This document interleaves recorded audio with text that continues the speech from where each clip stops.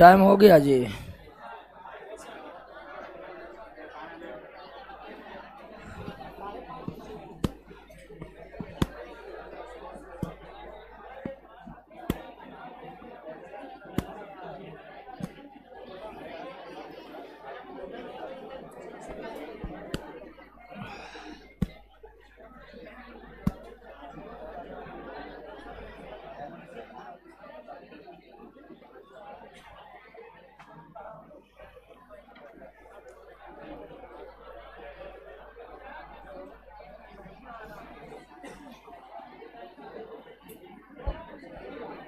कितने बजे से था बैच?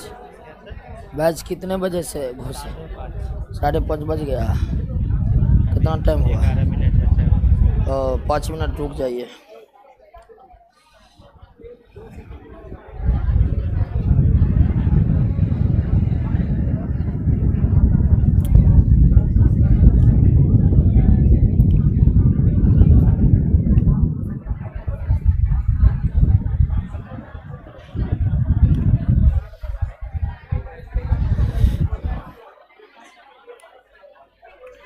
ए जगह है, जगह है तब बैठाइए, लड़का सबको उठाइए ना।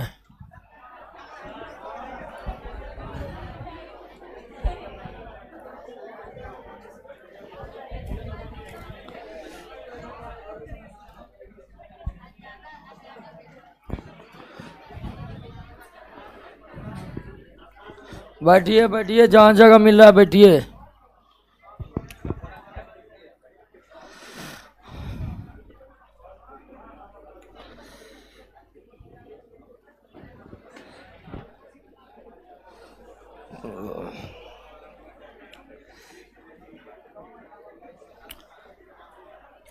बैठ जाइए, पीछे में खड़ा का है, बैठिए ना, हो कहीं जगह बैठिए ना।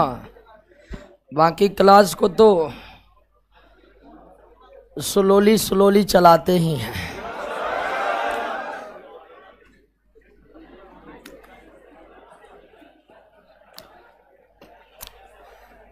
तब बायोलॉजी का रिवीजन कर रहे हैं।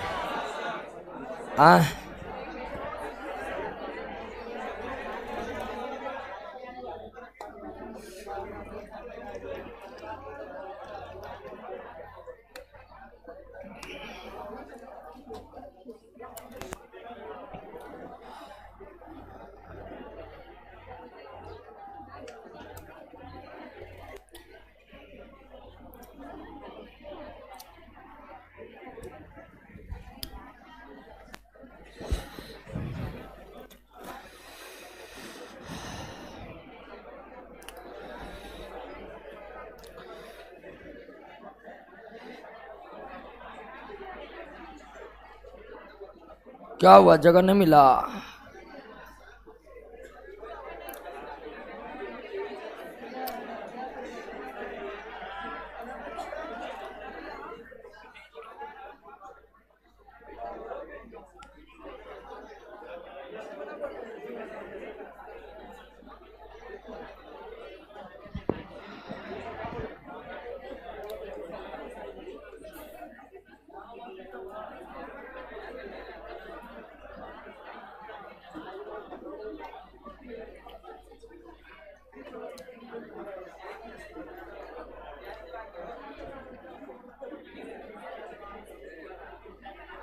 एंट्री बंद कीजिए, अब बैठिए आराम से।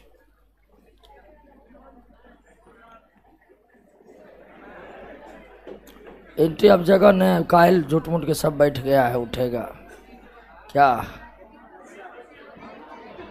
चलिए, ऑनलाइन वाले दोस्तों भी आ चुके हैं, राहुल कुमार, धीरज कुमार सिंह और मनीष कुमार। तो पिछले क्लास में बायोलॉजी की समाप्ति किए थे।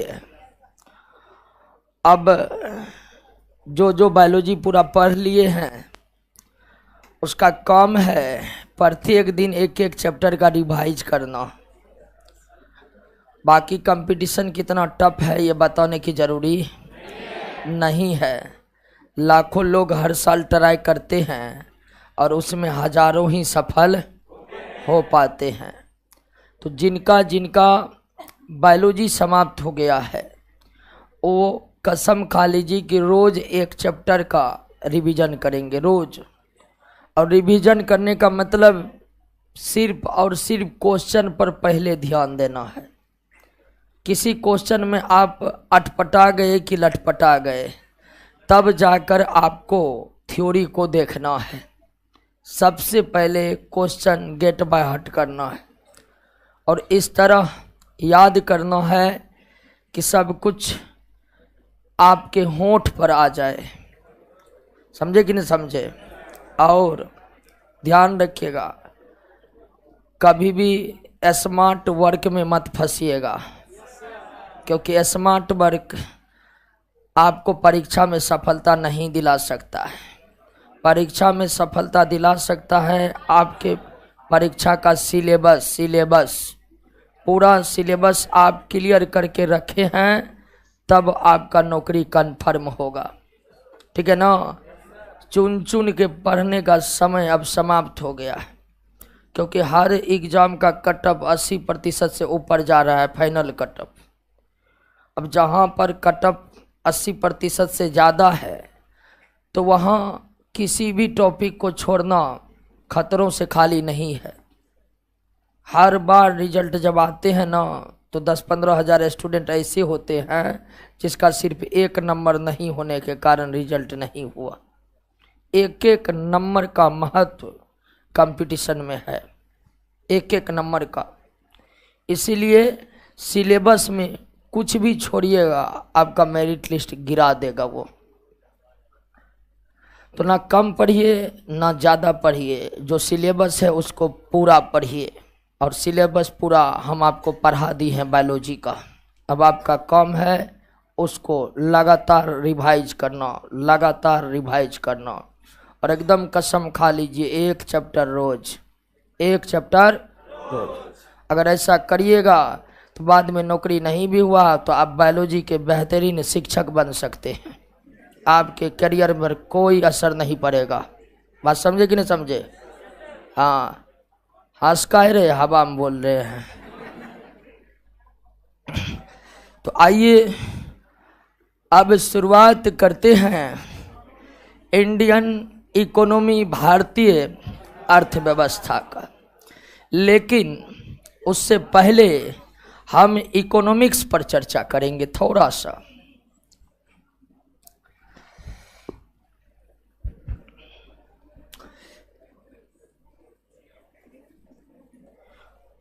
इकोनॉमिक्स हिंदी में इसे क्या कहते हैं? अर्थशास्त्र। सबसे पहले यही समझना है कि इकोनॉमिक्स या अर्थशास्त्र कैसा विषय है, अर्थात इस विषय में हम किन चीज़ों के बारे में पढ़ते हैं, इस बात को जान लेते हैं। अर्थशास्त्र क्या है और इसके अंतर्गत किन चीज़ों के बारे में पढ़ा जाता है, वह जानने से पहले थोड़ा हम इन शब्दों के शाब्दिक अर्थों पर आते हैं कि इकोनॉमिक्स का शाब्दिक अर्थ क्या है। शाब्दिक अर्थ मतलब इस शब्द का क्या अर्थ निकलता है, और फिर अर्थशास्त्र का शाब्दिक अर्थ क्या है। अगर अर्थशास्त्र के शाब्दिक अर्थों पर जाइएगा तो यह दो शब्दों से मिलकर बना हुआ है, एक अर्थ और दूसरा शास्त्र।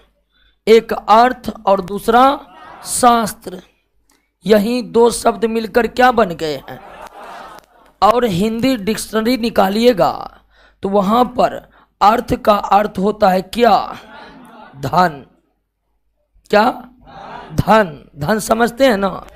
हाँ, धन जो समझते हैं केवल वही धन नहीं है, बल्कि और भी बहुत कुछ क्या है? धन है। आपका घर भी एक प्रकार का धन है। अगर आप पॉकेट में रखे कागजी नोट और सिक्के को ही धन मान रहे हैं तो ऐसा बिल्कुल भी नहीं है। कागजी नोट और सिक्के धन तो हैं, लेकिन उस धन को करेंसी कहा जाता है। क्या कहा जाता है? इसके अलावा आपके पास सोना चांदी है तो वो भी एक प्रकार का क्या है? अर्थात धन का भी अर्थ बहुत व्यापक है, छोटा मोटा अर्थ इसका भी नहीं है। लेकिन साधारण अर्थों में तो आप धन यानी कि वेल्थ तो समझ ही रहे होंगे। तो अर्थ का अर्थ क्या होता है? धन होता है। और शास्त्र का अर्थ होता है अध्ययन। शास्त्र का अर्थ होता है अध्ययन, यानी कि धन का अध्ययन ही क्या कहलाता है? अर्थशास्त्र कहलाता है। अर्थशास्त्र के शाब्दिक अर्थों पर अगर हम ध्यान दें तो अर्थशास्त्र का शाब्दिक अर्थ यही निकलता है कि अर्थशास्त्र क्या है? धन का अध्ययन है। अर्थशास्त्र क्या है? यानी अर्थशास्त्र एक ऐसा विषय है जिसके अंतर्गत हम किसका अध्ययन करते हैं? धन का अध्ययन करते हैं। और इसी अर्थशास्त्र को अंग्रेजी में क्या कहा जाता है? इकोनॉमिक्स कहा जाता है। इकोनॉमिक्स कहा जाता है। और इकोनॉमिक्स दो ग्रीक शब्दों से मिलकर बना हुआ है। इकोनॉमिक किस शब्द से मिलकर बना हुआ है? ग्रीक शब्द। ग्रीक शब्द से आप कई बार परिचित हुए होंगे। जैसे फिजिक्स भी ग्रीक शब्दों की उत्पत्ति थी। साइंस में ढेर सारे ऐसे शब्द हैं जो ग्रीक शब्द है। ग्रीक जिसको एथेंस और यूनान भी कहते थे, अरस्तु वहीं के थे, वहीं से ये पैदा हुआ है इकोनॉमिक्स। तो ये जो इकोनॉमिक्स है ये भी दो शब्दों के मेल से बना है। और इकोनॉमिक्स दो शब्द है आइकोस। पहला शब्द क्या है? और दूसरा शब्द है नेमीन। दूसरा शब्द क्या है? नेमीन। दूसरा शब्द है क्या? तो ये जो इकोनॉमिक्स है ये भी दो ग्रीक शब्दों से मिलकर बना है, आइकोस और नेमीन। आइकोस और आइकोस का अर्थ होता है घरेलू। आइकोस का अर्थ होता है घरेलू और निमीन का अर्थ होता है प्रबंध। क्या होता है? प्रबंध। यानी अंग्रेजी के इकोनॉमिक्स का शाब्दिक अर्थ निकलता है घरेलू प्रबंध, जबकि हिंदी के अर्थशास्त्र का शाब्दिक अर्थ निकलता है धन का अध्ययन। क्लियर हो गया? बात समझ गए? तो अर्थशास्त्र एक ऐसा विषय है जिसके अंतर्गत किसका अध्ययन किया जाता है? इस अर्थशास्त्र को अंग्रेजी में क्या कहते हैं? इकोनॉमिक्स कहते हैं। इकोनॉमिक्स शब्द किन शब्दों से मिलकर बना हुआ है? ग्रीक शब्दों से मिलकर बना हुआ। इकोनॉमिक्स किस शब्द से मिलकर बना हुआ है? ग्रीक शब्द से मिलकर बना हुआ है। और इकोनॉमिक्स दो ग्रीक शब्द आइकोस और नेमीन से मिलकर बना हुआ है। आइकोस तथा आइकोस का अर्थ क्या होता है? और नेमीन का अर्थ होता है प्रबंध। यानी शुरुआत में इकोनॉमिक्स ऐसा विषय था जो सहायता करता था कि घरेलू प्रबंध किस प्रकार से किया जाए, घरेलू प्रबंध किस प्रकार से किया जाए। वर्तमान में तो इसका अर्थ बहुत व्यापक हो चुका है। क्लियर हो गया? तो इकोनॉमिक्स का शाब्दिक अर्थ क्या है और अर्थशास्त्र का शाब्दिक अर्थ क्या है? तो मोटा मोटी आप शाब्दिक अर्थ को समझ गए हैं। आइए अब अर्थशास्त्र के या इकोनॉमिक्स के विस्तृत अध्ययन या विस्तृत परिभाषा की ओर हम चलते हैं कि अर्थशास्त्र का एक विस्तृत परिभाषा हम देखेंगे तो वो परिभाषा क्या होगा। तो आइए उस पर हम विचार करते हैं। सबसे पहले देखिए कि अर्थशास्त्र का जो अध्ययन होता है किसके संदर्भ में होता है? मानव के संदर्भ में होता है। किसके संदर्भ में? मानव के संदर्भ में। और मानव की जो आवश्यकताएं हैं, मानव की जो आवश्यकता है वह आवश्यकता मानव की क्या है?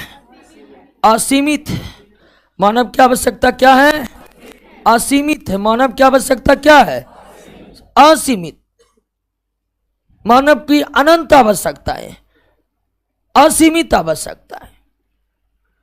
जो सड़क पर पैदल चल रहा है उसको साइकिल चाहिए, जो साइकिल से चल रहा है उसको मोटरसाइकिल चाहिए, जो मोटरसाइकिल से चल रहा है वो कार चाहिए उसको, जो कार से चल रहा है उसको हेलीकॉप्टर चाहिए। हेलीकॉप्टरों पर जो घूम घूम कर बहुत लंबा वक्त तय कर लिया है उसके भी मन में संतुष्टि नहीं है। वो भी सोच रहा होता है कि वैज्ञानिक का एक टीम बुलाए और कुछ नया चीज आविष्कार करवाए और उस पर हम सफर करें, ऐसा सोच रखता है। बात समझ गए कि नहीं समझ गए? जिसको एक छोटा सा घर है उसको बड़े घर चाहिए, जिसको बड़ा घर है उसको फार्म हाउस चाहिए, ठीक है। जिसको फार्म हाउस है अब उसको समुद्र में टापू चाहिए, है कि नहीं है? मतलब आपकी आवश्यकताएं जो हैं वो क्या है? असीमित। और आपकी ने हर मानव की आवश्यकता क्या है? असीमित, सीमित नहीं है।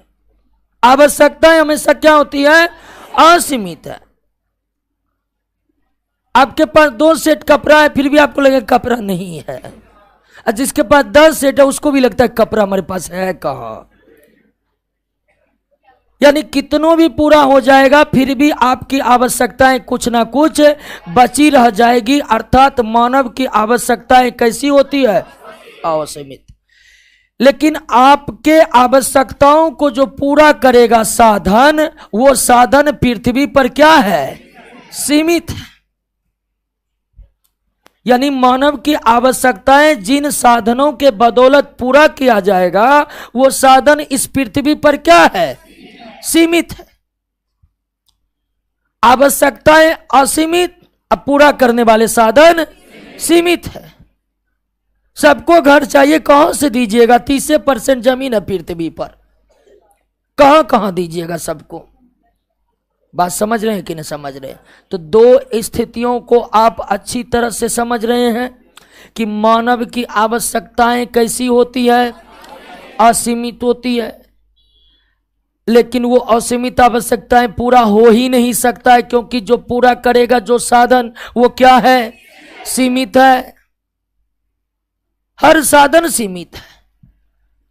सब सोच लेगा कि आज रसगुल्ले खाना है तो 1 घंटा में भारत का रसगुल्ला समाप्त हो जाएगा, और दूसरे दिन से दूध की कमी हो जाएगी, रसगुल्ला सबको नहीं मिल सकता है। बात समझ रहे ना? समझ रहे? क्योंकि वो सीमित है। क्या है? सीमित है। तो मानव की आवश्यकताएं कैसी होती है? असीमित होती है। लेकिन वो आवश्यकता जिन साधनों से पूरा होगा वो क्या है? सीमित है। तो अब हम क्या करेंगे? अब आप अर्थशास्त्र का सहारा लीजिएगा। किसका सहारा लीजिएगा?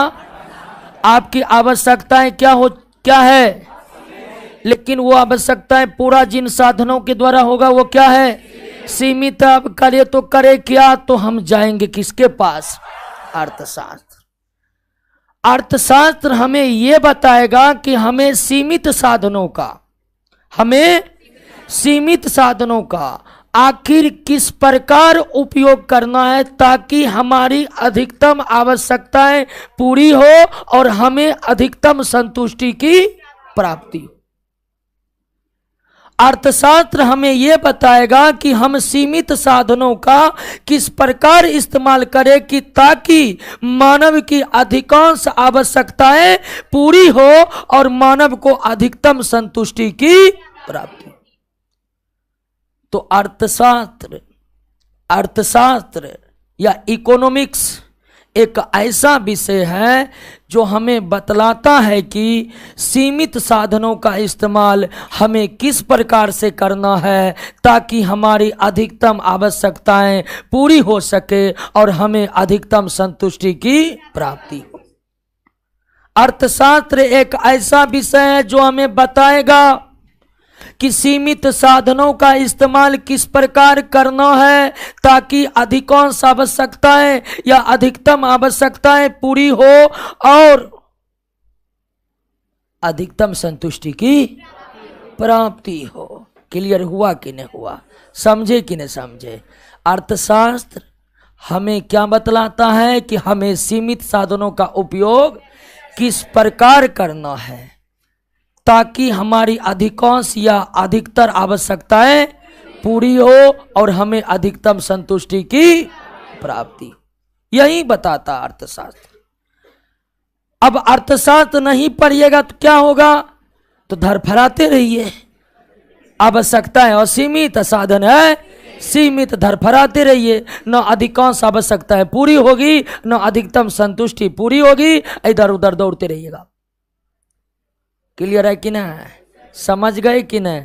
तो अर्थशास्त्र का शाब्दिक अर्थ होता है धन का विज्ञान, लेकिन एक अर्थशास्त्र का सबसे सर्वोत्तम परिभाषा यही है कि अर्थशास्त्र एक ऐसा विषय है जो हमें बतलाएगा कि सीमित साधनों का इस्तेमाल या सीमित साधनों का उपयोग किस प्रकार करनी चाहिए कि ताकि अधिकतम आवश्यकताएं पूरी हो और मानव को अधिकतम संतुष्टि की प्राप्ति।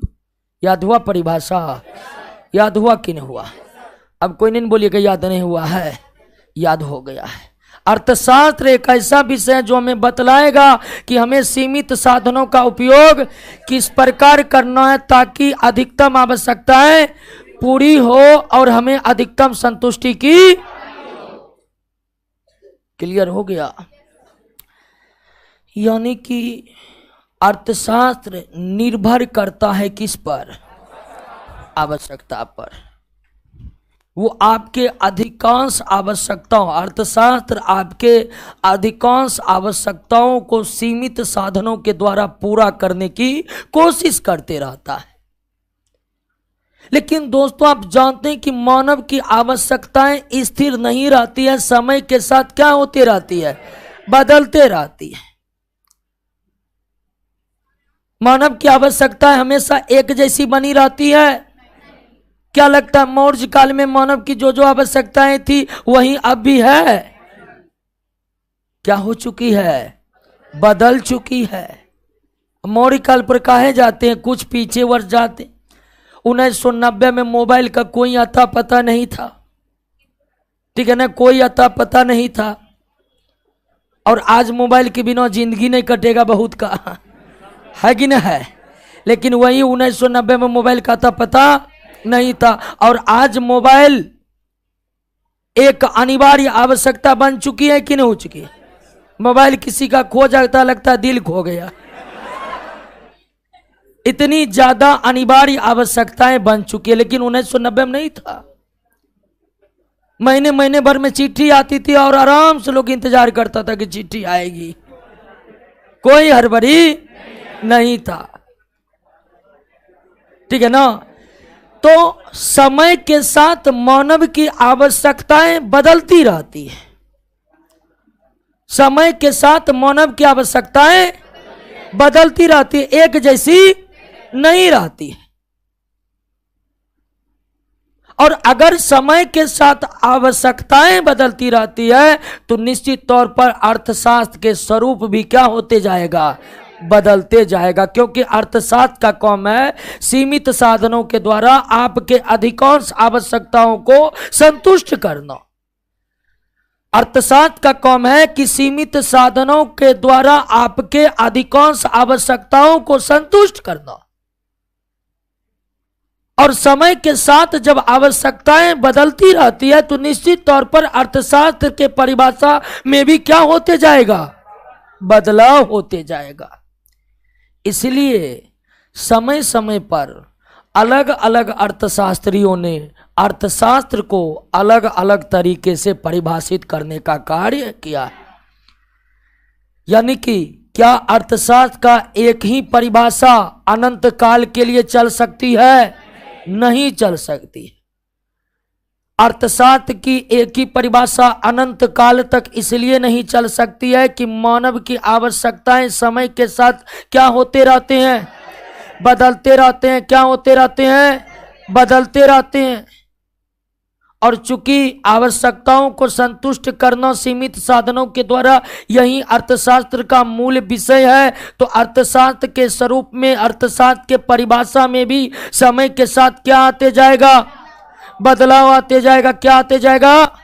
बदलाव आते जाएगा। और बदलाव आया है। समय समय पर अलग अलग अर्थशास्त्रियों ने अर्थशास्त्र को अलग अलग नजरिया से परिभाषित किया है।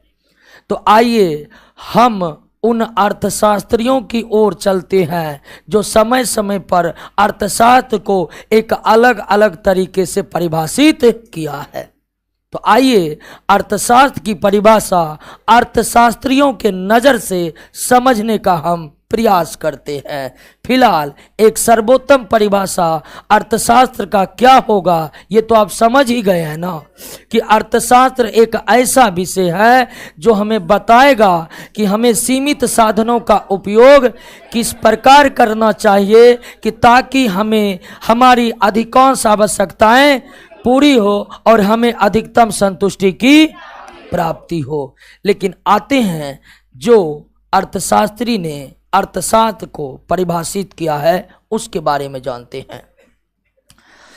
और जब भी अर्थशास्त्रियों के नजरिए से अर्थशास्त्र को समझने का हम प्रयास करेंगे तो सबसे पहला अर्थशास्त्री जो आएंगे वो है Adam Smith. Adam Smith, Adam Smith अर्थशास्त्र के पिता कहलाते हैं। एडम स्मिथ अर्थशास्त्र के जनक कहलाते हैं। अर्थशास्त्र के पिता, अर्थशास्त्र के जनक या फादर ऑफ इकोनॉमिक्स कौन है? एडम स्मिथ है। और एडम स्मिथ को फादर ऑफ इकोनॉमिक्स या अर्थशास्त्र के जनक हम इसलिए कहते हैं कि अर्थशास्त्र की जो पहली पुस्तक थी, अर्थशास्त्र की जो पहली पुस्तक थी वो किसके द्वारा रचित है? एडम स्मिथ के द्वारा। हालांकि एडम स्मिथ से पहले अर्थशास्त्र नाम से एक पुस्तक लिखी गई थी। हाँ, अगर आप मौर्य साम्राज्य के बारे में पढ़े हैं तो मौर्य साम्राज्य में एक बहुत बड़े विद्वान चाणक्य या विष्णुगुप्त हुए हैं जो नालंदा विश्वविद्यालय के आचार्य थे, तत्कालीन नालंदा विश्वविद्यालय के आचार्य थे। उन्होंने अर्थशास्त्र नाम की एक पुस्तक लिखी है, लेकिन उस पुस्तक का नाम सिर्फ अर्थशास्त्र है, बाकी उसके अंतर्गत इस बात का उल्लेख किया है कि एक राजा को शासन चलानी कैसी चाहिए। वे मूल अर्थशास्त्र का जिक्र नहीं किए हैं। तो अर्थशास्त्र की पहली पुस्तक जो प्रकाशित हुई उनको प्रकाशित कौन किए? और यही कारण है कि एडम स्मिथ को आज हम फादर ऑफ इकोनॉमिक्स के नाम से जानते हैं।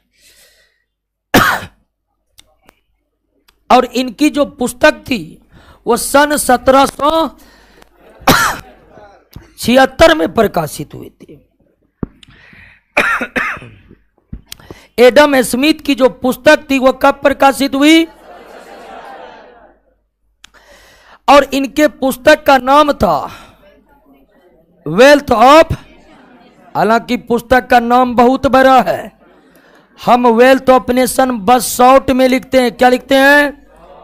इनके पूरा पुस्तक का नाम है an inquiry into the nature and causes of wealth of. An inquiry into the nature and causes of wealth of. Short में इस पुस्तक को हम क्या कहते हैं? तो एडम स्मिथ ने 1776 में अर्थशास्त्र की पहली पुस्तक लिखी, जिस पुस्तक का संक्षिप्त नाम है वेल्थ ऑफ नेशन। और ये पुस्तक कब प्रकाशित हुई? 1776 में प्रकाशित हुई। कब प्रकाशित हुई? 1776 में प्रकाशित हुई। और इस पुस्तक में एडम स्मिथ ने अर्थशास्त्र के बारे में कहा कि अर्थशास्त्र धन का विज्ञान है।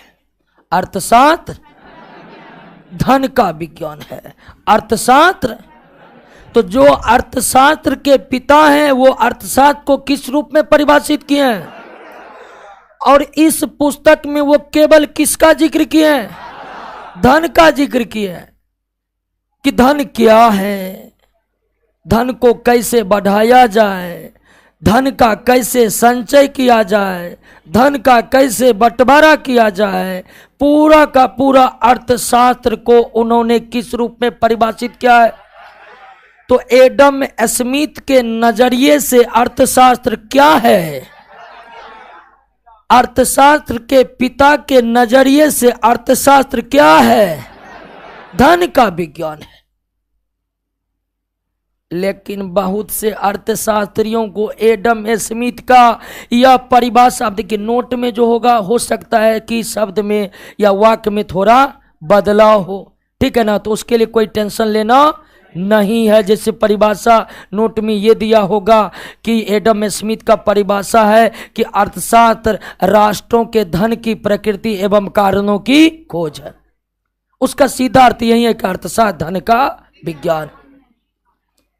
तो जो अर्थशास्त्र का पिता है वो अर्थशास्त्र को किस रूप में परिभाषित किए हैं? धन के विज्ञान के रूप में। लेकिन कई अर्थशास्त्रियों को एडम स्मिथ का यह परिभाषा रास नहीं आया है। कई अर्थशास्त्री ने एडम स्मिथ के ये परिभाषा का तीव्र आलोचना किए हैं। एडम स्मिथ के इस परिभाषा का आलोचना करने वाले अर्थशास्त्रियों में किनका किनका नाम है? कार्लाइन, रस्किन, मॉरिस। कार्लाइन, रस्किन और ये तीन ऐसे अर्थशास्त्री हैं जो एडम स्मिथ के इस परिभाषा का बहुत बड़ा आलोचना किए। आलोचना क्या की है? तो कार्लाइन, रस्किन और मॉरिस जैसे अर्थशास्त्रियों का मानना है कि एडम स्मिथ ने धन धन धन धन धन का चर्चा करके मानव के महत्व को कम कर दिया है। कार्लाइन, रस्किन और मॉरिस जैसे अर्थशास्त्रियों की आलोचना ये है कि एडम स्मिथ ने धन धन धन का जिक्र करके मानव के महत्व को क्या कर दिया है? कम कर दिया है। मानव के महत्व को क्या कर दिया है?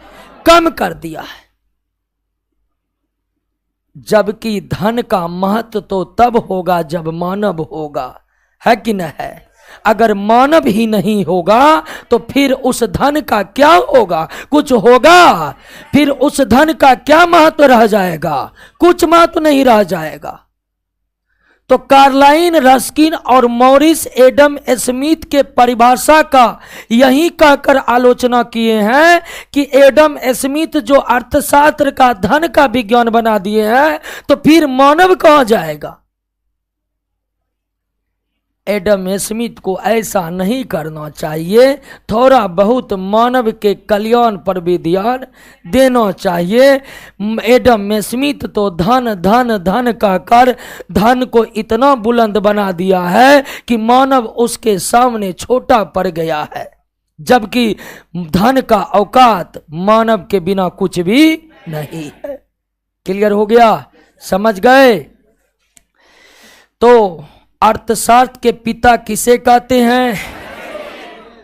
अर्थशास्त्र के पिता एडम स्मिथ इसलिए कहलाते हैं कि अर्थशास्त्र की सबसे पहली पुस्तक का प्रकाशन किसके द्वारा हुआ? एडम स्मिथ के द्वारा हुआ। एडम स्मिथ का पुस्तक कब प्रकाशित हुआ? और एडम स्मिथ के पुस्तक का नाम क्या है? हालांकि वेल्थ ऑफ नेशन इस पुस्तक का संक्षिप्त नाम है। क्या है? एडम स्मिथ ने अपने इस पुस्तक में अर्थशास्त्र को किस रूप में परिभाषित किया है? धन के। आपसे पूछेगा कि अर्थशास्त्र का धन संबंधी परिभाषा किसने दिया है? एडम स्मिथ ने अर्थशास्त्र का धन संबंधी परिभाषा किसने दिया है? एडम स्मिथ ने दिया है। किसने दिया है? एडम स्मिथ ने दिया है। क्लियर है? बात समझ गए? और एडम स्मिथ की परिभाषा का आलोचना इसलिए हुई कि उन्होंने धन का इतना अधिक महत्व दे दिया कि मानव का महत्व वहां पर कम लगता है, जबकि धन तब है तब जब मानव है। क्लियर? समझ गए? अब हम अर्थशास्त्र के दूसरे परिभाषा पर आते हैं। एडम स्मिथ का तो परिभाषा समझ गए। एडम स्मिथ का परिभाषा है कि अर्थशास्त्र क्या है? धन का विज्ञान है। अर्थशास्त्र क्या है? धन का विज्ञान है। अब हम अर्थशास्त्र के एक दूसरे परिभाषा, जो चर्चित परिभाषा है, उसी को हम ले रहे हैं। डॉक्टर अल्फ्रेड मार्शल की परिभाषा। 1990-92 के दशक में महिंद्रा कंपनी की एक गाड़ी आती थी, उसका नाम क्या था? मार्शल। देखे वो गाड़ी? देखे जी? नहीं देखे हैं? अब तो वो विलुप्त हो गया है। ठीक है, चलता है। अच्छा अच्छा अच्छा, खैर हम उसकी बात को छोड़ते हैं। अचानक याद आया तो आपके साथ शेयर कर दिए हैं। डॉक्टर मार्शल की परिभाषा। डॉक्टर मार्शल की भी एक पुस्तक काफी ज्यादा प्रसिद्ध है, और डॉक्टर मार्शल की पुस्तक का नाम है प्रिंसिपल ऑफ इकोनॉमिक्स।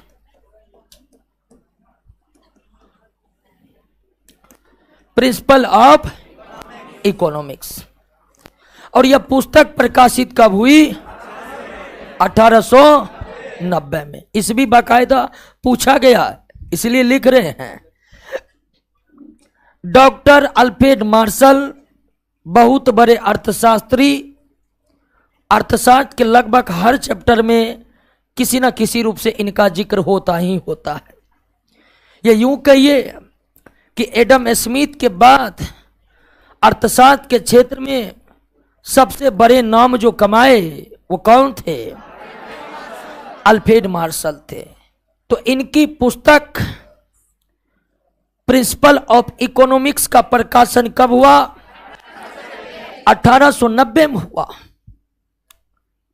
और अपनी इस पुस्तक में अल्फ्रेड मार्शल ने अर्थशास्त्र को मानव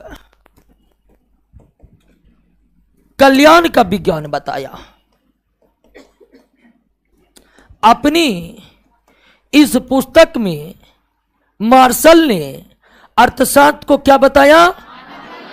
मानव कल्याण का विज्ञान। डॉक्टर मार्शल ने अर्थशास्त्र का परिभाषा देते हुए बताया कि अर्थशास्त्र एक ऐसा विषय है जिनमें उन उत्पादों का अध्ययन किया जाता है जिसका संबंध मानव का कल्याण करना होता है।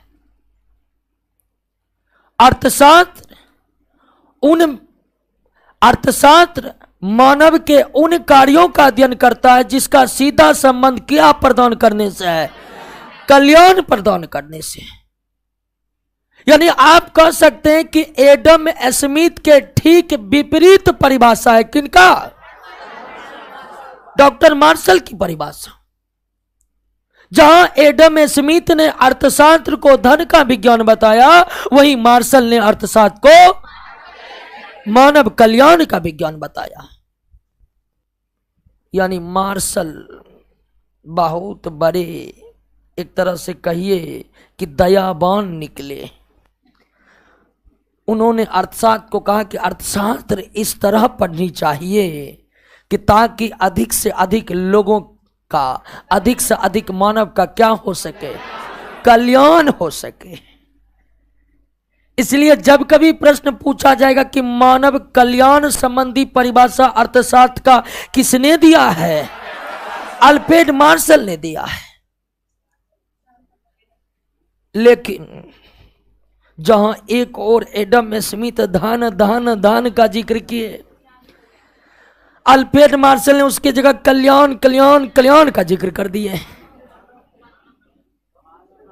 और अल्फ्रेड मार्शल का यह परिभाषा अर्थशास्त्री रॉबिन्स को पसंद नहीं आया।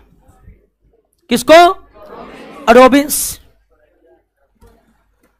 रॉबिन्स भी बड़ी अर्थशास्त्री। अब रॉबिन्स को मार्शल का परिभाषा नहीं पसंद आया। रॉबिन्स का कहना था कि अल्फ्रेड मार्शल साहब बड़े नाजुक निकले। जब अर्थशास्त्र कल्याण प्रदान करेगा तो इसका मतलब अल्फ्रेड मार्शल कह रहे हैं कि परमाणु बम नहीं बनाइए, तोप नहीं बनाइए, गोली बंदूक कुछ नहीं बनाइए। परमाणु बम तोप गोली बंदूक ये तो कल्याण प्रदान करने वाला है नहीं है। परमाणु बम तोप बंदूक गोला बारूद ये तो विनाश ही फैलाता है। लेकिन आवश्यकता तो इसकी भी है। रॉबिन्स यही कहा कि अल्फ्रेड साहब ये जो कल्याण कर रहे हैं, जिस देश को गोला बारूद की आवश्यकता है वो अर्थशास्त्र को उठा के लेकर चल जाइएगा कि इसकी आवश्यकता है तो ये पूर्ण नहीं पढ़ेगा अर्थशास्त्र, ऐसा संभव नहीं है।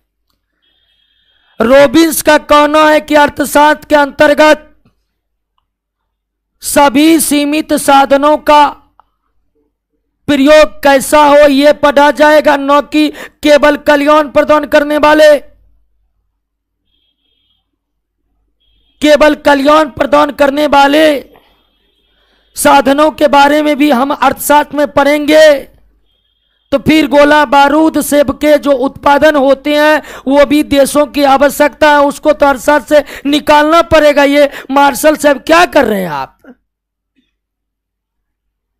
मार्शल का रॉबिन्स तुम बहुत उड़ रहा है, तुम अपना परिभाषा दे दो, ठीक है, लेकिन हम तो कल्याण की ही बात करेंगे क्योंकि इस पृथ्वी का नायाब चीज मानव है। इस पृथ्वी का सबसे विकसित जंतु मानव है और मानव का कल्याण करना हमारे अर्थशास्त्र का मेन ध्येय है। रॉबिन्स मेन ध्येय, तुमको जो कहना कह लो। तो अब आ जाइए रॉबिन्स क्या कह रहे हैं अर्थशास्त्र के बारे में, इसको हम जानते हैं। फिलहाल दो अर्थशास्त्री के नजरिए को तो हम देख लिए ना। एडम स्मिथ ने अर्थशास्त्र को किस रूप में परिभाषित किया? एडम स्मिथ ने अर्थशास्त्र को किस रूप में परिभाषित किया? धन के विज्ञान के रूप में। अल्फ्रेड मार्शल ने किस रूप में किया? मानव कल्याण के रूप में। एक तीसरी परिभाषा आते हैं जो किसके द्वारा दिया गया? रॉबिन्स के द्वारा दिया गया। तो आइए देखते हैं रॉबिन्स ने अर्थशास्त्र को किस रूप में परिभाषित किया है। तो आते हैं रॉबिन्स की परिभाषा पर।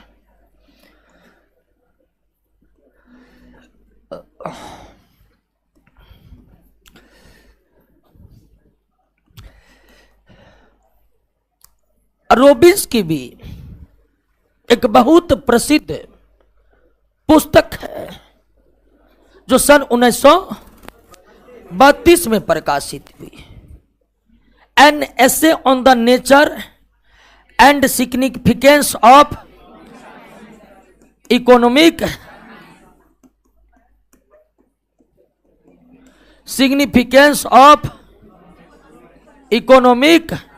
साइंस। शॉर्ट में हम लिख रहे हैं सिग्निफिकेंस ऑफ इकोनॉमिक साइंस। पूरा नाम था an essay on the nature nature and significance of economic science. इस पुस्तक को किसने लिखा है? रॉबिन्स ने। और यह कब प्रकाशित हुआ? 1932 में। और इस पुस्तक में रॉबिन्स ने अपने इस पुस्तक में अर्थशास्त्र के बारे में कहा है कि अर्थशास्त्र उन सभी सीमित साधनों के बारे में, अर्थशास्त्र एक ऐसा विषय है जिसमें सभी सीमित साधनों के संबंध में मानवीय व्यवहार का अध्ययन करता है, जो सभी सीमित साधनों के संबंध में मानव व्यवहार का अध्ययन करता है।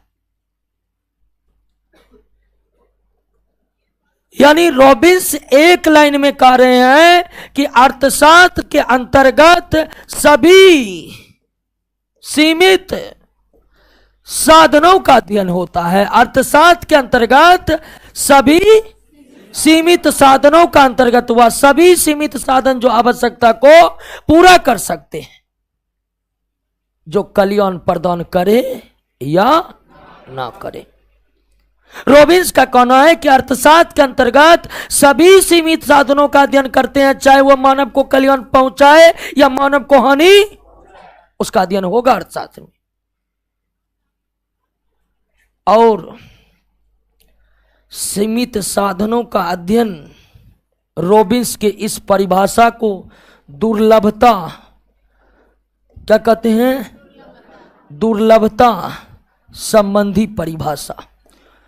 अब दुर्लभता क्या है, तो जो सीमित है वही क्या होते हैं, दुर्लभ होते।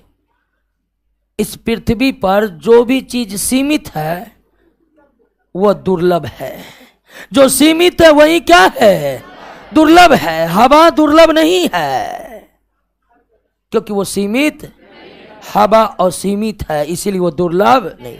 हीरा डायमंड क्या है, दुर्लभ है। कपड़ा क्या है, दुर्लभ है क्योंकि वो सीमित है, असीमित नहीं है। तो रॉबिन्स के इस परिभाषा को क्या कहा जाता है, दुर्लभता संबंधी परिभाषा कहा जाता है, दुर्लभता संबंधी परिभाषा कहा जाता है। क्लियर दोस्तों, बात को समझे कि नहीं समझे? तो इस तरह से दोस्तों अगर हम अर्थशास्त्र की परिभाषा की ओर ध्यान दें, ठीक है, अर्थशास्त्र के परिभाषा की ओर ध्यान दें, तो तीन अर्थशास्त्रियों ने हमें अर्थशास्त्र के संबंध में तीन नजरिया प्रदान किए। पहला अर्थशास्त्र क्या है, धन का विज्ञान है। दूसरा अर्थशास्त्र क्या है, मानव कल्याण का विज्ञान है, मानव कल्याण का विज्ञान है। अर्थशास्त्र क्या है, दुर्लभता संबंधी अध्ययन का विज्ञान है। तो तीन अर्थशास्त्री आपको अर्थशास्त्र को कितने नजरिए से समझाए हैं, तीन नजरिए से। वे कौन से अर्थशास्त्री है जो अर्थशास्त्र को धन का विज्ञान कहा है? एडम स्मिथ है दोस्तों, एडम स्मिथ है। वे कौन से अर्थशास्त्री है जो अर्थशास्त्र को मानव कल्याण का विज्ञान बताए हैं? डॉक्टर मार्शल है, डॉक्टर मार्शल है। वे कौन से अर्थशास्त्री है जो कह रहे हैं कि दुर्लभता संबंधी अध्ययन का? रॉबिन्स ने कहा, रॉबिन्स ने कहा। तो अर्थशास्त्र को तीन अर्थशास्त्रियों ने तीन नजरिया जो दिया है, तो आप कहिएगा कि कौन नजरिया सही है? तो तीनों नजरिया सही है। आपको तीनों नजरिए से समझाना पड़ेगा। अब कहिएगा क्या कोई सभी अर्थशास्त्री मिल बैठकर एक नजरिया पेश कर देते तो क्या दिक्कत था? ये दिक्कत क्या था ये शुरुए में आपको हम बता दिए थे कि आवश्यकता बदलेगी तो अर्थशास्त्र का परिभाषा बदलेगी, और समय समय पर मानव की आवश्यकता बदलते गई तो अर्थशास्त्र परिभाषा में बदलाव आते गया। वर्तमान समय में अर्थशास्त्र धन का भी विज्ञान है, मानव कल्याण का विज्ञान है, दुर्लभता संबंधी अध्ययन का भी विज्ञान है। और इसके बाद एक अर्थशास्त्री है सैमुएल्सन। सैमुएल्सन तो कहा कि अब हम क्या करेंगे, सब परिभाषा तो पहले दे दिया है, तो हम मिला देते हैं सबको, और सबको मिला करके एक परिभाषा निकाल देंगे। तो आगे चलकर एक बेहतरीन परिभाषा अर्थशास्त्र का अर्थशास्त्री सैमुअल्सन को दिया गया, लेकिन उसके परिभाषा में कुछ नया नहीं था। वे सब कुछ को क्या कर दिया, जोड़ दिया। सैमुअल्सन तो सब में जिंदाबाद। सैमुअल्सन का अर्थशास्त्र का विज्ञान, अर्थशास्त्र का विज्ञान। सैमुअल्सन का परिभाषा अर्थशास्त्र एवं मानव कल्याण तथा दुर्लभता संबंधी विज्ञान है।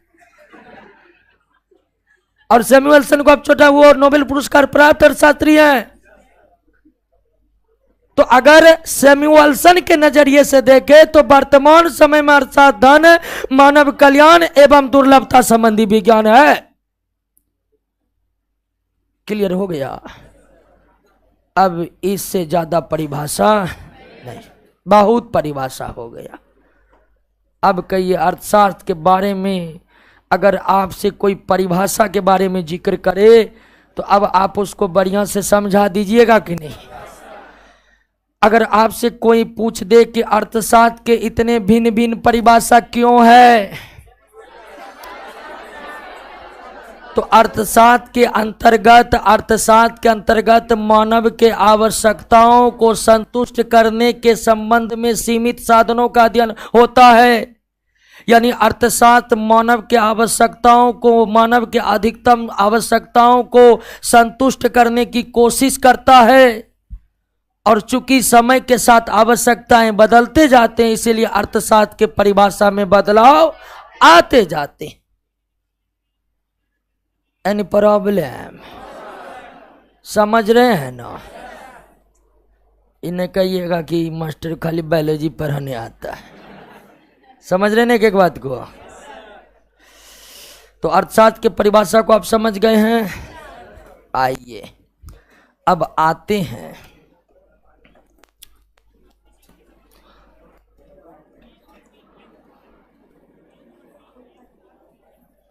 आर्थिक क्रिया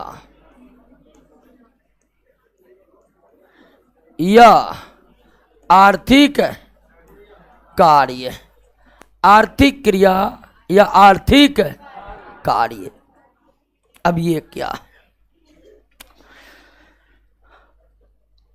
किसी व्यक्ति के ऐसे कार्य जिसका संबंध जीविकोपार्जन से है। जीविकोपार्जन समझ रहे हैं ना? हैं?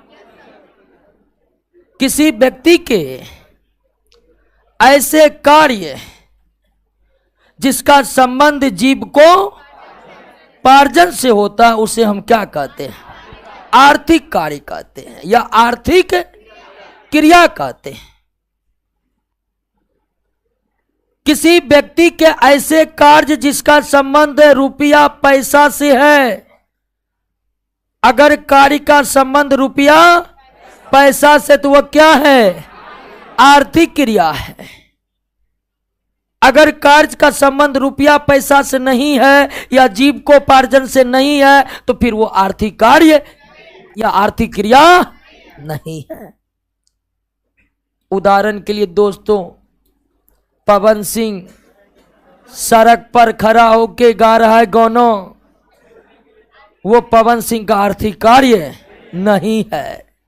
वहीं पवन सिंह स्टूडियो या स्टेज पर चढ़ के गाना गा रहा है, वो पवन सिंह का आर्थिक कार्य हो गया, क्योंकि स्टूडियो या स्टेज पर गा रहा तो उससे उसको पैसा मिलेगा।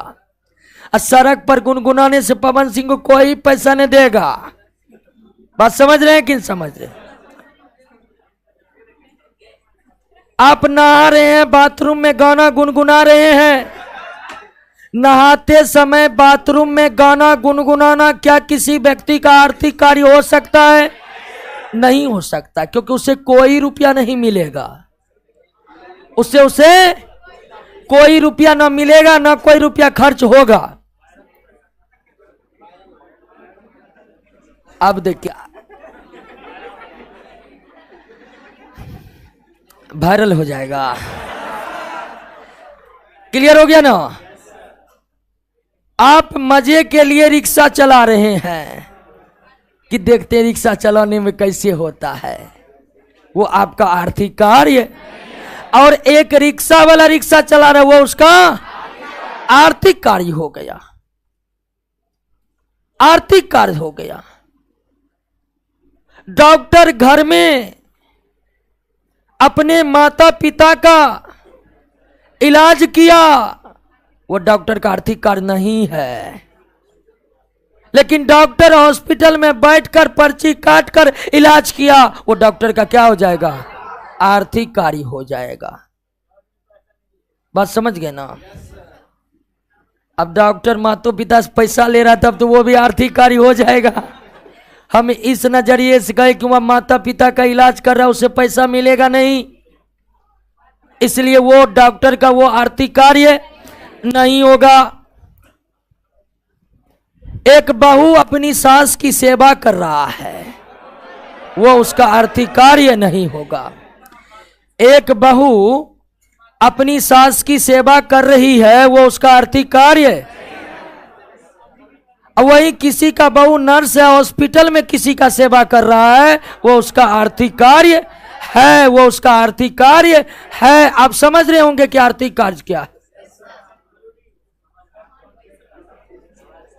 तो ऐसे कार्य जिसका संबंध जीविकोपार्जन से है, जिसका संबंध रुपया पैसा खर्च करने से है, उसे हम क्या कहते हैं?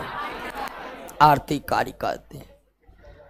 क्लियर? आप पकड़ लीजिएगा कौन आर्थिक कार्य है कौन नहीं, इसमें कोई दिक्कत तो नहीं होगा। आइए, एक अर्थव्यवस्था में, अर्थव्यवस्था भी अभी हम नहीं पढ़े हैं, अर्थव्यवस्था पर नहीं आए हैं। एक देश में तमाम आर्थिक कार्यों को 4 भागों में बांटा जाता है। किसी देश में लोगों के द्वारा किए गए आर्थिक कार्यों को कितने भागों में बांटा जाता है? 4 भागों में बांटा जाता है। और सबसे महत्वपूर्ण आर्थिक कार्य क्या है? उत्पादन है। एक देश में संपूर्ण लोगों के आर्थिक कार्यों को कितने भागों में बांटा जाता है? 4 भागों में बांटा जाता है। कितने भागों में? 4 भागों में बांटा जाता है, जिनमें सबसे प्रमुख आर्थिक क्रिया क्या है? उत्पादन, प्रोडक्शन। सबसे प्रमुख आर्थिक कार्य, सबसे प्रमुख। अब कहेगा उत्पादन सबसे प्रमुख आर्थिक कार्य क्यों है? क्योंकि अन्य आर्थिक कार्य तब ही शुरू होगी जब क्या होगा? किसी देश में प्रोडक्शन ही नहीं हो रहा है तो क्या लगता है कोई भी आवश्यकता मानव की पूरी होगी? इसीलिए हर देश के आर्थिक कार्यों को, सभी आर्थिक कार्यों को 4 भागों में बांटा जाता है, जिसमें सबसे प्रमुख उत्पादन, यानी कि उत्पादन ही अन्य सभी आर्थिक कार्यों का, आर्थिक क्रिया का जननी है। उत्पादन ही सभी आर्थिक क्रिया की जननी है, क्योंकि उत्पादन होने के बाद ही अन्य आर्थिक क्रिया प्रारंभ होगी। उत्पादन ही नहीं होगा, अन्य सभी आर्थिक क्रिया क्या हो जाएगी? रुक जाएगी। एक डॉक्टर को पता चलेगा कि अब चावल, गेहूं, कपड़ा, सब का प्रोडक्शन बंद हो जाएगा, तो क्या डॉक्टर इलाज करते रहेगा? कागज छोड़ देते हैं, जब कुछ प्रोडक्शन नहीं होगा हम काहे करेंगे डॉक्टरी का नौकरी, जा रहे हम भी। तो आर्थिक क्रिया किसी भी देश में कितने भागों में विभाजित है? जिनमें सबसे प्रमुख उत्पादन। और उत्पादन 2 चीज का होता है, एक वस्तु का उत्पादन और एक सेवा का उत्पादन। अभी जो हम आपको गाइड कर रहे हैं तो यहां भी एक प्रोडक्शन हो रहा है, लेकिन किसका? सेवा का। वहीं बगल में आइसक्रीम फैक्ट्री है, वहां भी उत्पादन हो रहा है। तो उत्पादन भी कितने तरह के होते हैं? सेवाओं का उत्पादन और हॉस्पिटल में, स्कूल में, कोचिंग में भी प्रोडक्शन होता है किसका? सेवा का। और वस्तु तो आप समझ ही रहे हैं, वस्तु तो आप समझ ही रहे हैं दोस्तों। तो सबसे प्रमुख आर्थिक क्रिया क्या है? एक देश के कई प्रकार के आर्थिक क्रिया में सबसे प्रमुख आर्थिक क्रिया कौन है? उत्पादन है। सभी आर्थिक क्रियाओं की जननी कौन कहलाती है? उत्पादन भी कितने प्रकार का होगा? किस चीज का उत्पादन? वस्तु का उत्पादन और सेवा का उत्पादन। अब उत्पादन के जो है ना 4 घटक हैं। उत्पादन के कितने घटक हैं? 4 घटक है। भूमि, पूंजी, श्रम और उद्यमी। उत्पादन के कितने कंपोनेंट है? ये 4 कंपोनेंट रहेगा तब ही होगा क्या? उत्पादन। आप किसी भी वस्तु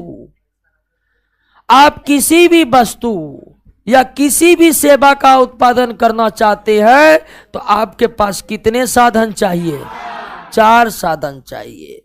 4 साधन में किसी एक की कमी होने पर उत्पादन नहीं होगा। उदाहरण के लिए आपको डेयरी फार्म लगाकर दूध का उत्पादन करना है तो सबसे पहले क्या चाहिए? भूमि, जहां पर गाय भैंस रहेगा। फिर क्या चाहिए? ताकि गाय खरीदा जाएगा। अब फिर क्या चाहिए?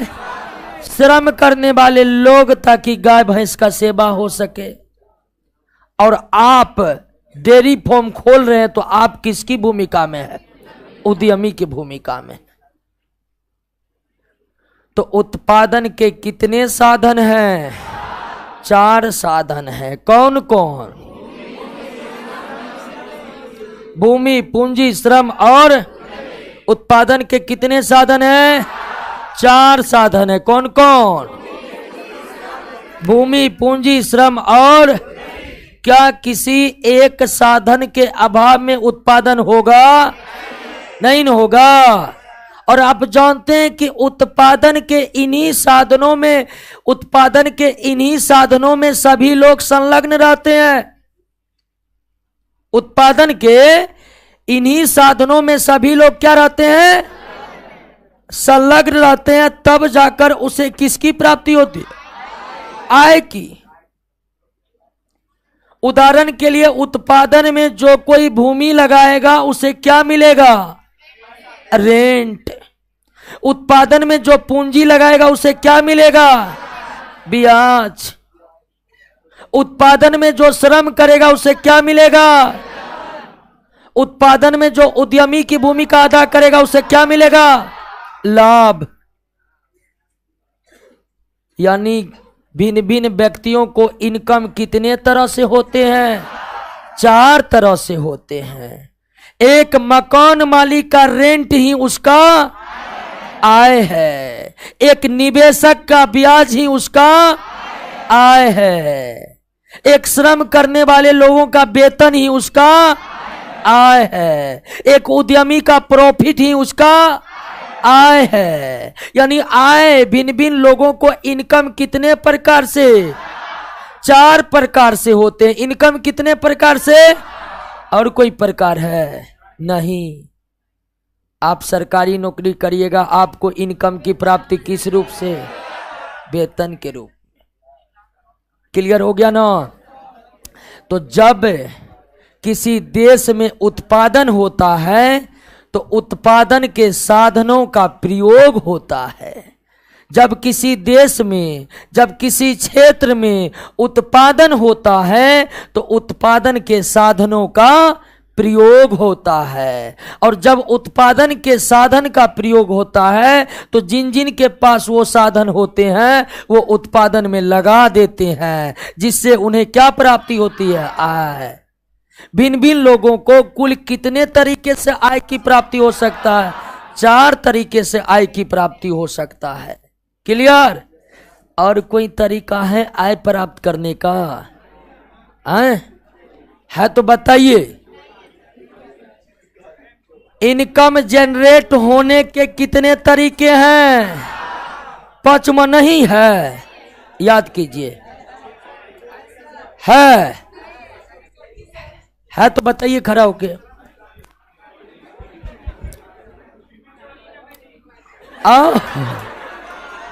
Very good my dear.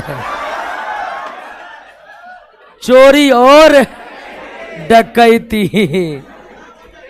अब चोरी और डकैती करिएगा वो भी आय नहीं है, क्योंकि आप चोरी और डकैती करिएगा तो किसी के घर में क्या रखा है? या हो सकता है कि मकान मालिक का रेंटे चुरा लिया आप, या हो सकता है किसी निवेशक का ब्याज चुरा लिया, या हो सकता है कोई वेतन उठाकर आ रहा था आप डकैती कर लिए, या किसी बिजनेसमैन का प्रॉफिट चुरा लिए।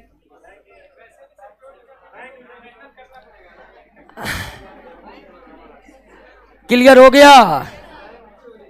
तो उत्पादन समझे, किसी भी देश के किसी भी क्षेत्र का सबसे प्रमुख आर्थिक क्रिया।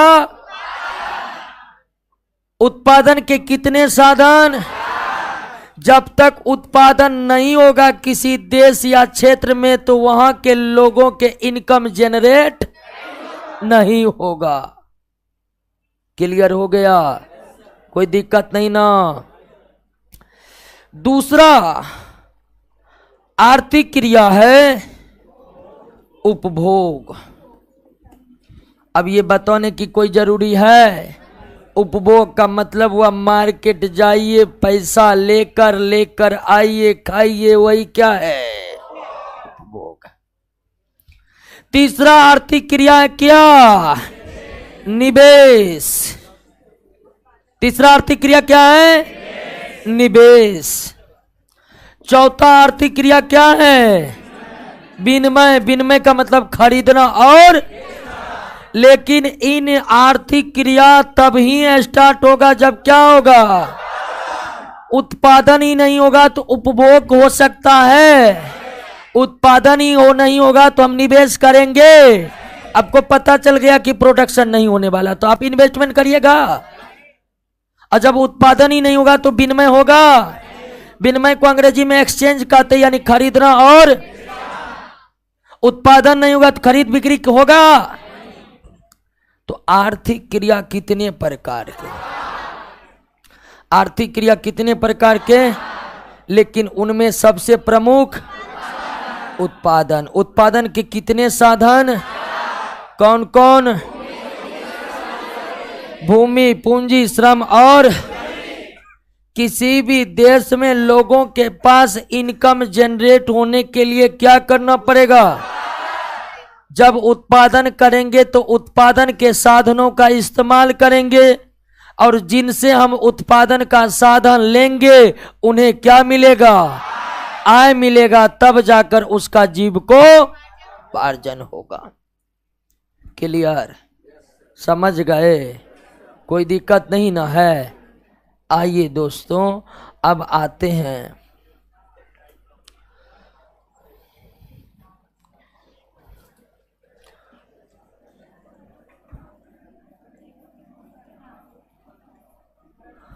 अर्थशास्त्र के प्रकार पर।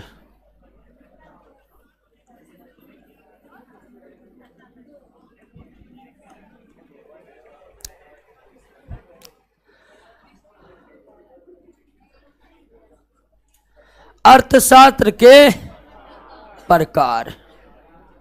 अर्थशास्त्र के प्रकार। एक बहुत बड़े नर्वे, लगता है इकोनॉमिक्स कुछ ज्यादा ही समझ रहे हैं कुछ लोग हैं। वैसे पटना के स्टूडेंट के को ये रहता है कि इकोनॉमिक्स ठीक से होता नहीं है। हम सब दिन इसी तरह से बता रहे हैं, स्टूडेंट को मन ही नहीं लगता इकोनॉमिक्स पढ़ने में, तो हम क्या कर सकते। ठीक है, हम जब भी बैच स्टार्ट किए लास्ट तक में जो है 100-150 बचता है। सही बोल रहे हैं। इसीलिए बीच में हम कुछ दिन इकोनॉमिक्स पढ़ाना ही छोड़ दिए। सबको बोलिए क्वेश्चन कर लो, हो गया इकोनॉमिक्स, खेल खत्म है। अब परीक्षा भी करता क्या है, कभी कभी इकोनॉमिक्स पूछता है, कभी कभी पूछबो नहीं करता है। ठीक है ना। दरोगा में एग्जाम हुआ, एक बार 5 पूछा, एक बार 3 पूछा, एक बार 1 पूछा। तो मतलब अधिकतर एग्जाम में होते हैं कि पूछते हैं, नहीं भी पूछते हैं। कभी कभी इतना हल्का पूछ देते हैं कि विद्यार्थी को लगता है कि बेकार इतना पढ़ रहे हैं। ठीक है, तो आप इकोनॉमिक्स को अच्छी तरह से समझिएगा, लगातार बने रहिएगा। हमें पूरी गारंटी की आप समझिएगा और आपका सारा भ्रम दूर हो जाएगा। बहुत भारी सब्जेक्ट यह नहीं है। बस अंतर है कि एनसीईआरटी में आप इकोनॉमिक्स पढ़े नहीं 11-12 तक। 11-12 तक जो कॉमर्स रखा वही इकोनॉमिक्स को पढ़ा। आर्ट्स और साइंस वाला इकोनॉमिक्स पढ़ता नहीं तो उसको कुछ नया लगता है, उसके बाद वो उब जाते हैं। लेकिन दोस्तों साथ बने रहिए, हर एक चीज समझ में आएगा। अभी तक जितनी बात बताएं आपको समझ में आया कि ना आया, और फिर से आएगा, लगातार आएगा समझ में। इकोनॉमिक्स के प्रकार पर हम चर्चा कर रहे हैं, अर्थशास्त्र के प्रकार पर। एक अर्थशास्त्री हुए नॉर्वे का, जिनका नाम है रेगनर फ्रिस। रेगनर फ्रिस ने इकोनॉमिक्स को 2 भागों में बांटा। कितने भागों में? मैक्रो और माइक्रो। मैक्रो मतलब समष्टि और माइक्रो मतलब व्यष्टि। तो अर्थशास्त्र कितने प्रकार के होते हैं? 2 प्रकार के, माइक्रो इकोनॉमिक्स और मैक्रो इकोनॉमिक्स। व्यष्टि अर्थशास्त्र और समष्टि अर्थशास्त्र। और अर्थशास्त्र का ये बंटवारा किसने किया? रेगनर। अर्थशास्त्र को समष्टि और व्यष्टि में किस अर्थशास्त्री ने बांटा है?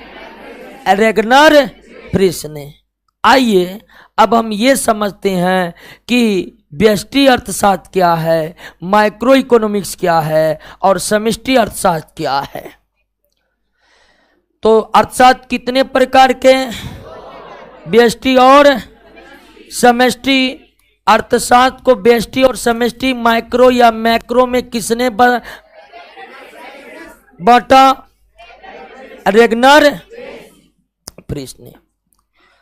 अब ध्यान दीजिए, पहला आप समझिए माइक्रो इकोनॉमिक्स का। माइक्रो इकोनॉमिक्स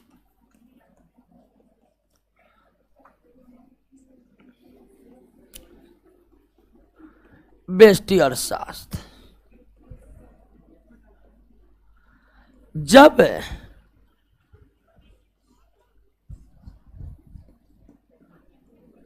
आर्थिक क्रिया का अध्ययन, आर्थिक क्रिया तो समझ गए, सबसे प्रमुख आर्थिक क्रिया उत्पादन। जब आर्थिक क्रिया का अध्ययन एक इकाई, जैसे एक कंपनी या एक घर, जब आर्थिक क्रिया का अध्ययन एक इकाई के संदर्भ में करते हैं तो वह व्यष्टि अर्थशास्त्र का विषय होता है।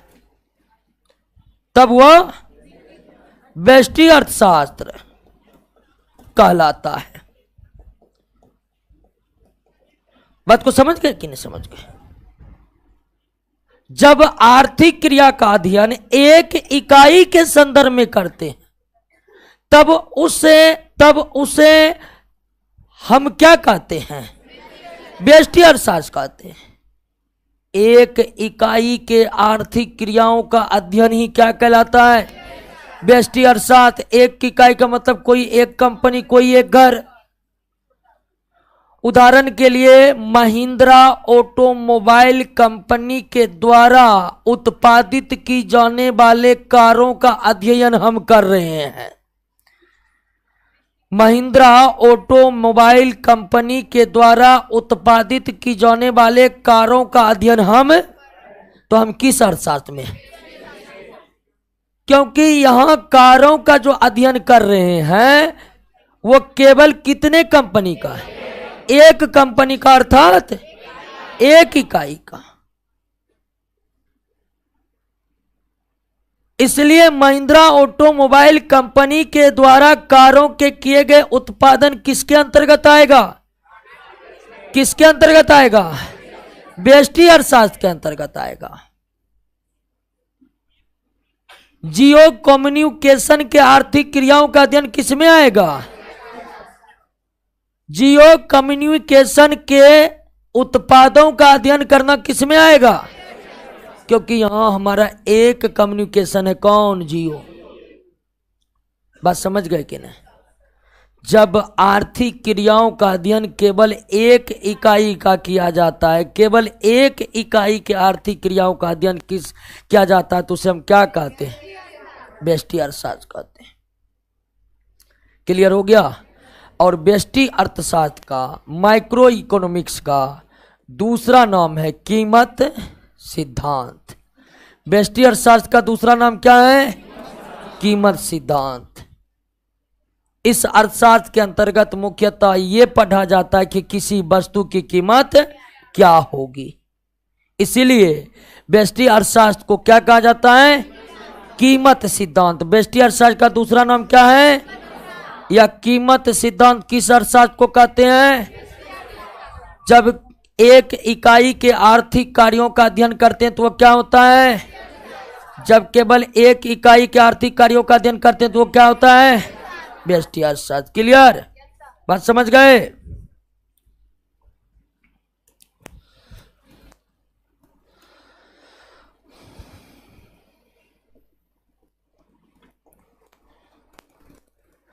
दूसरा है मैक्रो इकोनॉमिक्स, यानी समष्टि अर्थशास्त्र। समष्टि अर्थशास्त्र जब संपूर्ण अर्थव्यवस्था, या अभी अर्थव्यवस्था समझाए नहीं है तो अब मान लीजिए क्या? देश।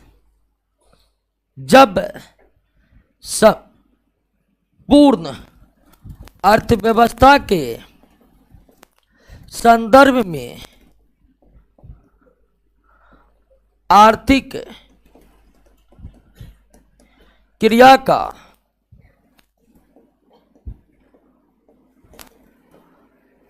अध्ययन होता है, जब संपूर्ण अर्थव्यवस्था के संदर्भ में आर्थिक क्रिया का अध्ययन होता है तो उसे हम क्या कहते हैं?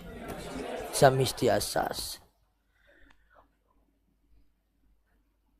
आर्थिक क्रियाओं का अध्ययन केवल एक इकाई के संदर्भ में किया जाए तो वो व्यष्टि अर्थशास्त्र, और समूचे अर्थव्यवस्था के स्तर पर किया जाए तो समष्टि अर्थशास्त्र।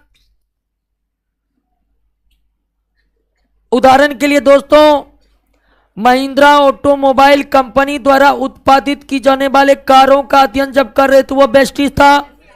लेकिन हम अगर कह दें भारत में उत्पादित की जाने वाले कारों का अध्ययन, तो वो क्या हो जाएगा? समष्टि अर्थशास्त्र। भारतीय दूरसंचार कंपनियों का अध्ययन, लेकिन वहीं BSNL कंपनी का ध्यान। तो अंतर क्या समझ रहे हैं कि नहीं?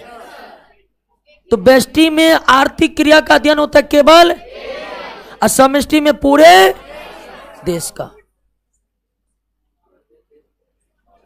बात समझ गए कि नहीं? अब देखिए अर्थशास्त्र के दो भाग है, व्यष्टि और समष्टि। दोनों अलग अलग अर्थशास्त्र हैं, लेकिन दोनों एक दूसरे से जुड़े हैं। आप व्यष्टि पढ़िएगा तभी ना समष्टि होगा। अगर भारत के दूरसंचार कंपनी का अध्ययन कर रहे हैं तो वो क्या है? अब भारत के दूरसंचार कंपनियों का अध्ययन करेंगे तो एक एक करके न करेंगे। पहले जियो का करेंगे, फिर एयरटेल का करेंगे, फिर वोडाफोन का करेंगे, फिर आइडिया का करेंगे, तब करेंगे। तो व्यष्टि और समष्टि निश्चित तौर पर अलग अलग अर्थशास्त्र के प्रकार हैं, लेकिन दोनों एक दूसरे से जुड़े हैं। व्यष्टि को पढ़कर ही हम पहुंच सकते कहां पर? क्लियर? कोई दिक्कत? समझ गए? मिलिए दोस्तों नेक्स्ट क्लास में।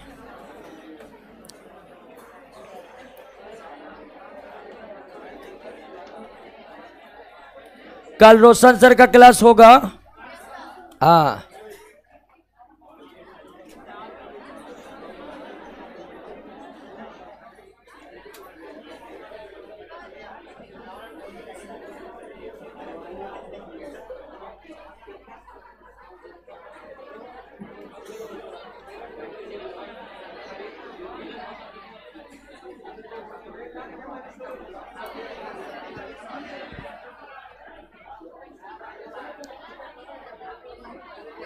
ए खाली कीजिए तेजी तेजी जी। आगे में बैठे है, पीछे से निकल नहीं रहा है। निकलिए तेजी से।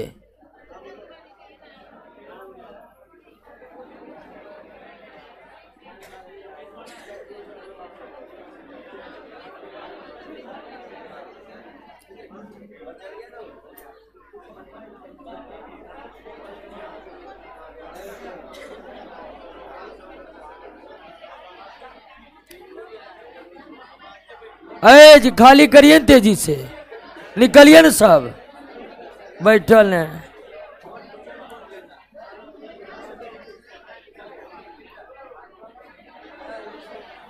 ठीक है ऑनलाइन वाले दोस्तों, मिलते हैं अगले क्लास में। बंद कीजिए क्लास को।